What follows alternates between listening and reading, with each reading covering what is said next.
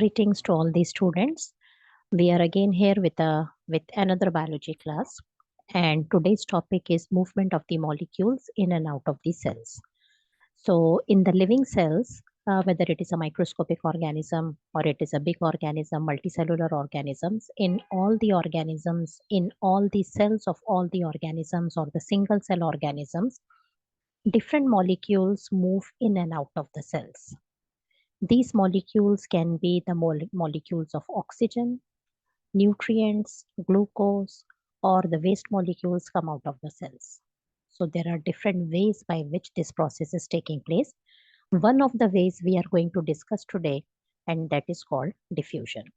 So what is diffusion? Diffusion is the movement of the particles, movement of the molecules from outside to the inside of the cells across the semi-permeable membrane or vice versa. Even the waste molecules move out of the cell across the semi-permeable membrane. So this is only possible from high to low concentration.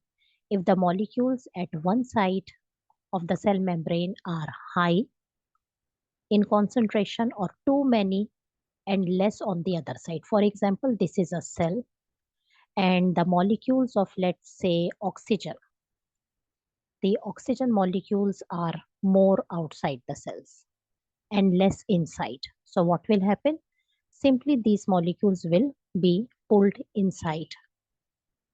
Similarly, if the molecules of the waste products, let's say carbon dioxide and water molecules are more inside the cells, they will simply flow out of the cells without any expenditure of energy. The cell is not going to spend its energy. The cell is not going to spend its energy taking the molecule in and out of the cells. Why?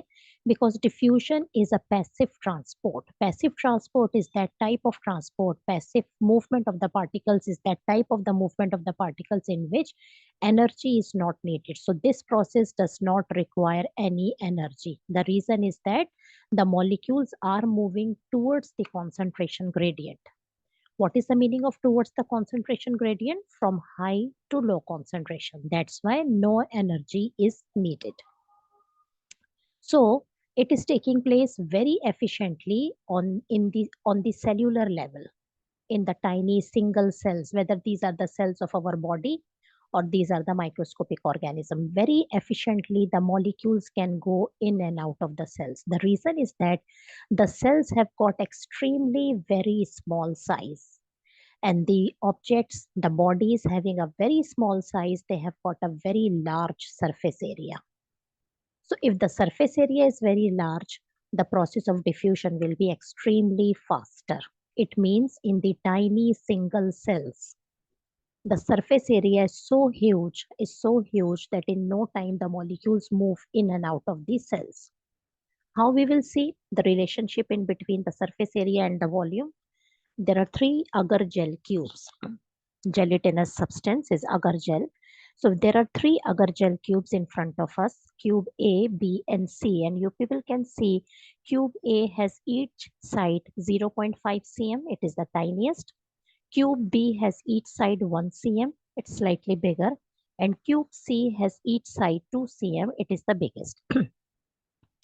So now we are going to calculate the surface area and volume ratio of each cube. So see, this is cube A.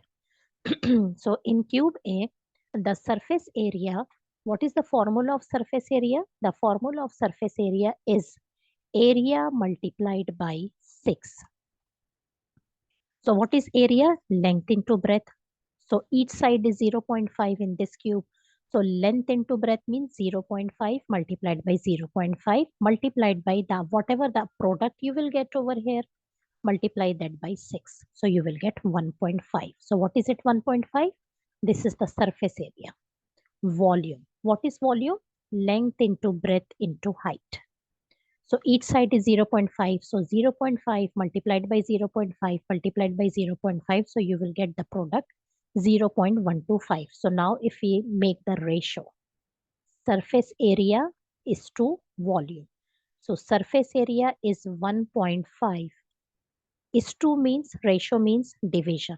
Volume is 0.125. So if we divide these two, you can see that the ratio between surface area to volume of this tiniest cube is 12. Keep this in mind. We will move to the next cube and we will see the surface area to volume ratio of the next cube. So the surface area to the volume ratio of the next cube we are going to calculate in the similar way. Each side is 1 cm. So surface area will be length into breadth. Whatever the product will come, 1 into 1 multiplied by 6. And the volume will be length into breadth into height. That is 1 into 1 into 1. So now if you will make the ratio 6 is to 1, the ratio is actually 6. So you can see the size of the cube has increased, but the surface area to volume ratio has decreased. Previously, for the smallest cube, it was 12. Now it has become 6. Now see the third cube, each side is 2 cm. So similar way, if you will calculate the surface area to volume ratio, you will see that the surface area to volume ratio is 3. What does it mean?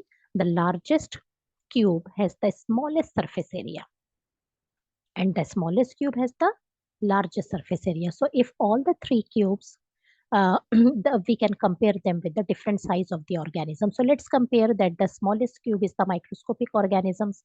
So microscopic organisms are so small that you cannot see them without microscope. So suppose this is a microscopic organism. So its surface area is to volume ratio will be extremely very huge. Similarly, our cells, this is one of our cells. Its surface area to volume ratio will be huge.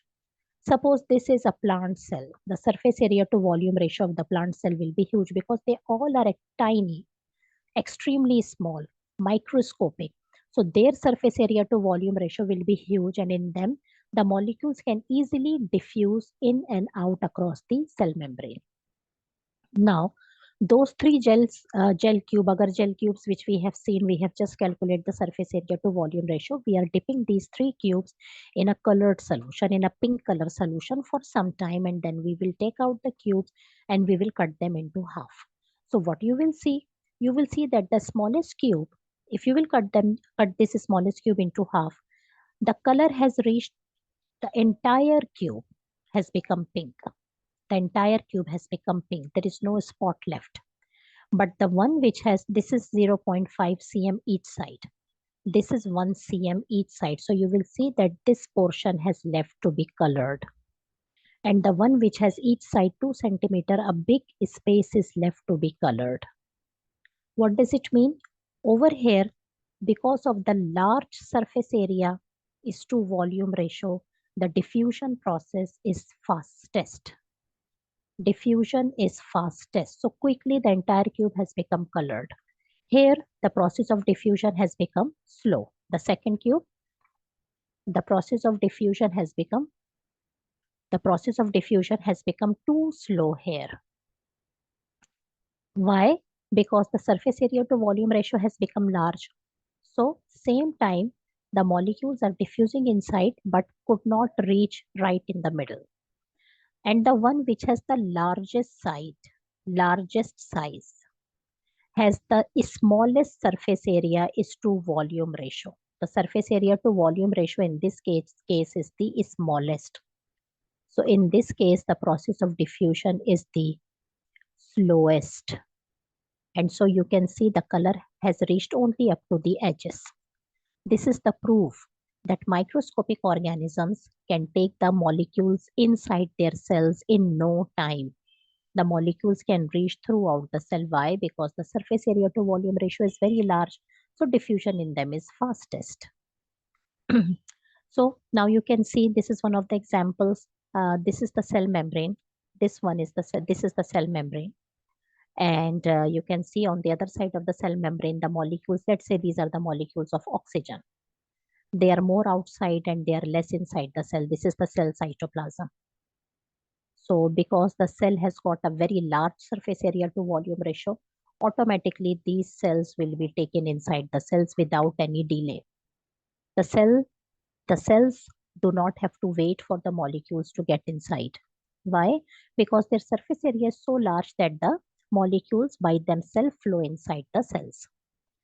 See, animal cell and plant cell. In animal cells, oxygen molecules are getting inside. You can see oxygen molecules are getting inside. dissolved food molecules are getting inside, carbon dioxide molecules are coming outside, waste materials are coming outside. How? By the process of simple diffusion. Why? Again, the question why diffusion is taking place, because single cells have got largest surface area to volume ratio. Their surface area to volume ratio, both the cells, since these cells are very small, so their surface area to volume ratio are very large. So the molecules in no time are diffusing inside. The same is the case of this plant cell. You can see carbon dioxide is getting inside, oxygen is coming outside during the process of photosynthesis. So it means what we have understood, that diffusion greatly depends upon the surface area to volume ratio of the organisms, the cells. Okay. Now this is our red blood cell. This is one of our red blood cells. So you can see that inside the red blood cells, this red color substance which you can see is the hemoglobin. Okay. And what is the function of hemoglobin?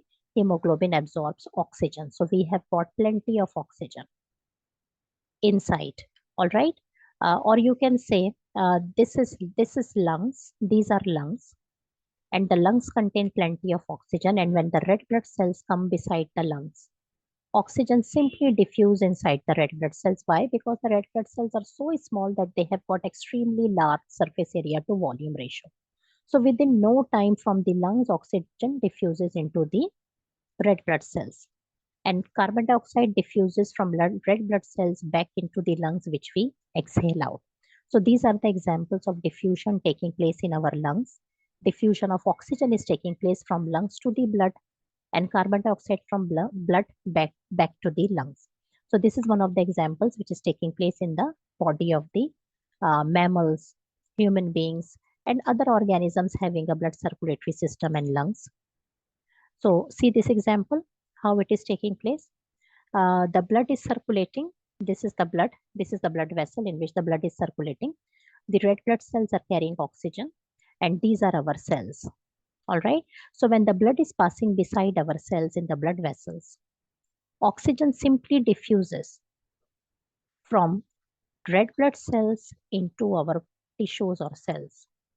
And carbon dioxide, which is there, the waste molecules which are there in our cells, they will simply diffuse back into the blood plasma.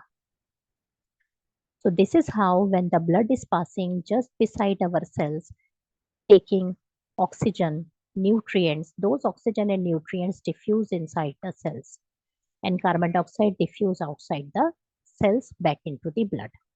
So this is how diffusion is taking place in our body as well, in the body of other animals as well.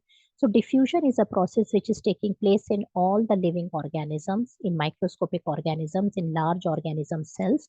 The molecules are moving in and out of the cells by a simple process of diffusion. This is one thing. Number two, diffusion does not need any energy. Why? Because it is taking place from high to low concentration, or in other words, we can say it is taking place towards the concentration gradient. So whenever the molecules move towards the concentration gradient, no energy is required.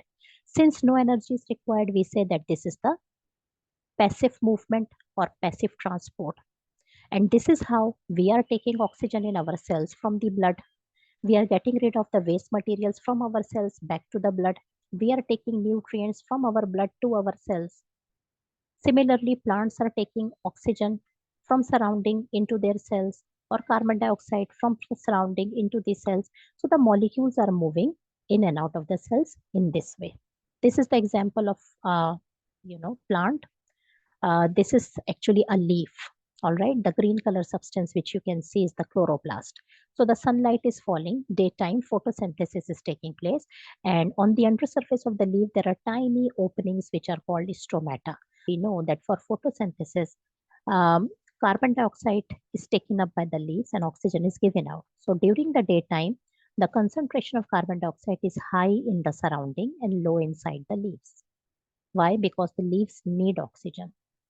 So carbon dioxide simply diffuse from our atmosphere through the tiny openings called stomata into the leaves. Photosynthesis takes place. Whatever the oxygen is manufactured, that oxygen gradually, slowly, the concentration of oxygen increases inside the leaves. And that oxygen, when the concentration of oxygen inside the leaves goes high, then in the atmosphere, this oxygen simply start diffusing from inside the leaves into the surrounding. So this is how throughout the daytime carbon dioxide molecules are going inside the leaves and oxygen molecules are coming outside the leaves into the atmosphere during the process of photosynthesis. So this is all about this today's topic. I hope you all have understood that the topic. If there is any problem, you can write in the comments. So that's all for today. See you in the next class with a new topic of osmosis.